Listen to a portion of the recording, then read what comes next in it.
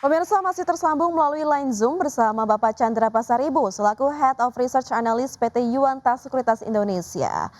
Pak Chandra, melanjutkan perbincangan kita tadi Pak, terkait memang Bapak ada mention terkait tantangannya di kuartal kedua nih Pak, merupakan daya beli masyarakat di kuartal kedua jika bisa bertahan, apakah bisa bertahan Pak tanpa suntikan belanja negara seperti saat ini? Sebenarnya sejauh ini kan kita lihat, lumayan bagus lah ya, artinya, harus diapresiasi, polisi daripada government untuk menjaga daya beli, cuma sekarang yang mungkin crucial question yang belum kejawab adalah, penyelesaian harga BBM terutama RON 92 ya, karena masih tertahan di harga 12.000. Harusnya mungkin harga keekonomiannya mungkin di sekitar 17.000, 18.000. Tergantung mungkin bisa ada support daripada government. Yang jadi isu di sini bahwa harga translasi atau inflasi sejauh ini kan relatif artificial ya. Kalau misalnya itu diimplementasikan harga BBM yang lebih tinggi sesuai dengan harga market, pertanyaannya adalah bagaimana government memberikan policy yang anti cyclical untuk menjaga inflasi atau daya beli masyarakat tetap bertahan. Nah itu yang sebenarnya masih belum terlalu kelihatan. Baik, lalu selain, isu geopolitik dan juga harga minyak dunia, saat ini kita berada di bulan rebalancing MSCI ya Pak.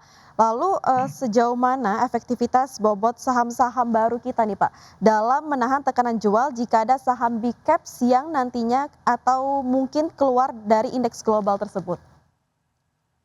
Kelihatannya mungkin pengaruh daripada MSCI mungkin agak sedikit tertutupi dengan kondisi global ya, karena harusnya kekuatan atau pengaruh daripada harga minyak, termasuk apakah Iran dan US itu akan bisa mencapai kedamaian, itu kelihatannya akan mempunyai bobot pengaruh yang lebih besar dibandingkan MSCI gitu. Jadi harusnya sih mungkin agak sejauh ini mungkin sifatnya agak insignifikan karena kondisi globalnya yang jauh lebih berpengaruh.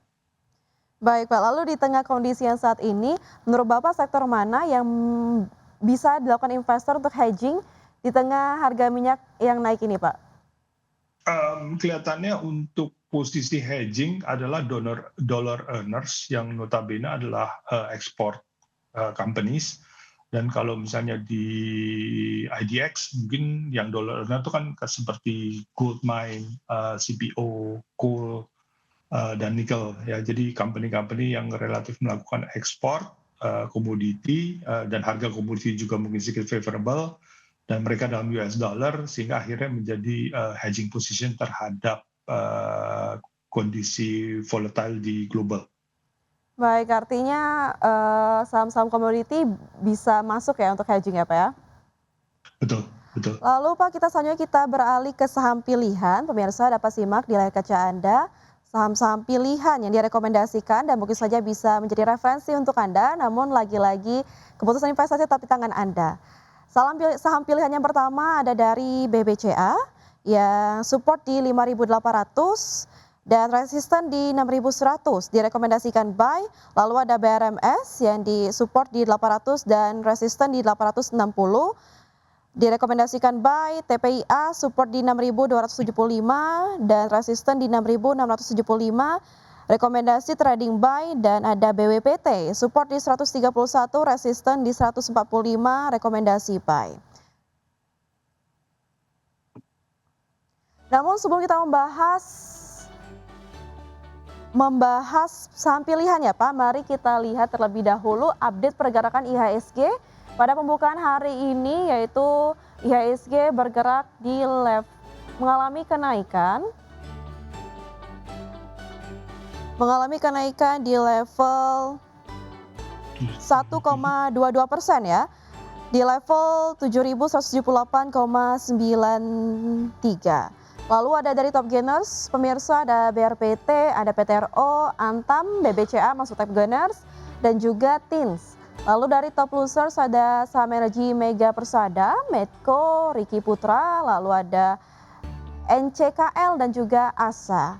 Dari pergerakan sektoral pemirsa terlihat seluruh sektor tampaknya mengalami penguatan pada pagi hari ini, di mana dari sektor basic menguat di 1,69%, lalu infrastruktur menguat di 1,63%, industri juga menguat di 1,16%.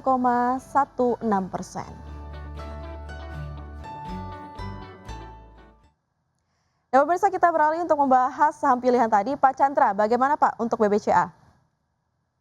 BCA sebenarnya secara fundamental company ini masih bagus ya, jadi harusnya tidak terlalu banyak terpengaruh oleh gonjang-ganjing global, dan dengan domestik ekonomi yang relatif masih bagus ya di first quarter maupun inflasi yang rendah, harusnya sih kalau misalnya momentum atau harusnya ya momentum pertumbuhan tetap bisa dipertahankan di kuartal kedua, harusnya BBCA di posisi yang cukup baik untuk benefit ya dari kondisi tersebut. Ya, resisten terdekat di mana Pak untuk BBCA? Sorry, maaf, Resisten pertanyaannya. terdekat, Mungkin di 5.900-an kali ya. oke, resisten terdekat di 5.900 900. ya. Oke, Ya. selanjutnya ada dari BRMS Pak. BMS first quarter resultnya relatif bagus, dan harga gold juga relatif masih cukup bagus ya. Jadi di second quarter itu atau di second half katanya BRMS itu akan mendapatkan atau siap dengan fasilitas produksi yang baru sehingga ada kenaikan volume produksi. Jadi harusnya memang untuk BRMS mungkin sentimen positif dari harga emas maupun dari penambahan produksi itu masih cukup positif. Iya, term investasi untuk BRMS Pak, apakah jangka pendek, menengah atau panjang? BRMS mungkin bisa ke pendek menengah kali ya. Baik. Selanjutnya ke saham pilihan ketiga Pak, ada TPIA. TPIA ini lebih kepada mungkin dia bisa mendapatkan sentimen positif dari turunnya harga minyak karena bahan baku daripada TPIA adalah nafta yang merupakan derivatif daripada oil price. Jadi kalau misalnya memang harga minyak itu turun, harusnya mungkin secara operating margin ada sedikit sentimen positif terhadap TPIA.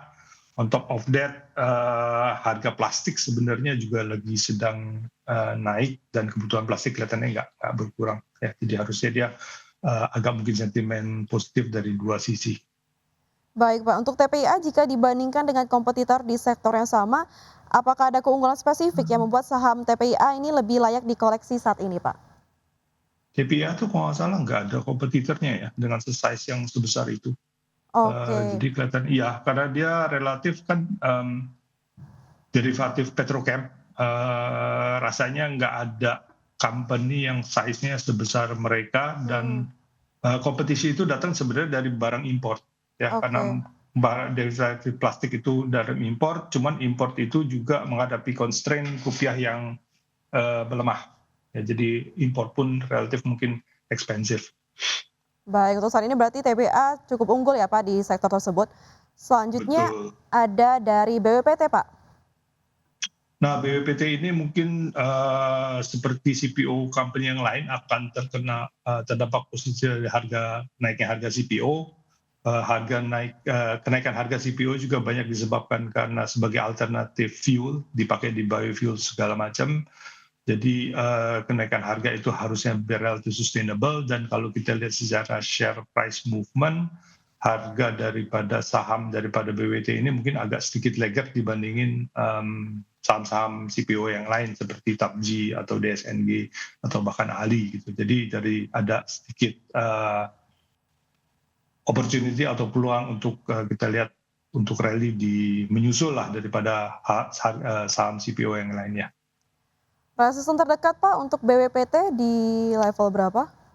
Kita BWPT itu targetnya di 145.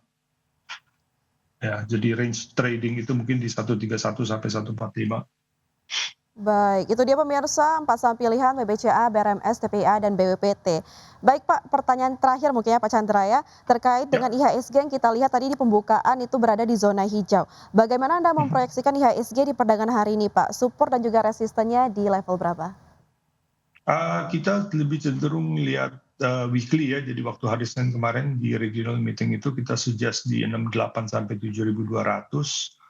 Kelihatannya hari ini mungkin bisa naik ke 7.200 ya, karena memang kemarin ada sedikit sentimen positif dari domestik, dan pagi ini juga kita lihat ada sentimen positif daripada global, tensinya agak turun, jadi kita expect mungkin bisa mencapai target di 7.200.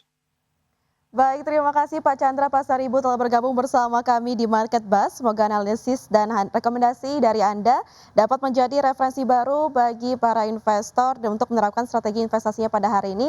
Namun lagi-lagi kami ingatkan bahwa investasi tetap berada di tangan pemirsa RIK Channel. Baik, terima kasih Pak Chandra. Have a nice day. Ya, terima kasih. Selamat pagi. Selamat pagi.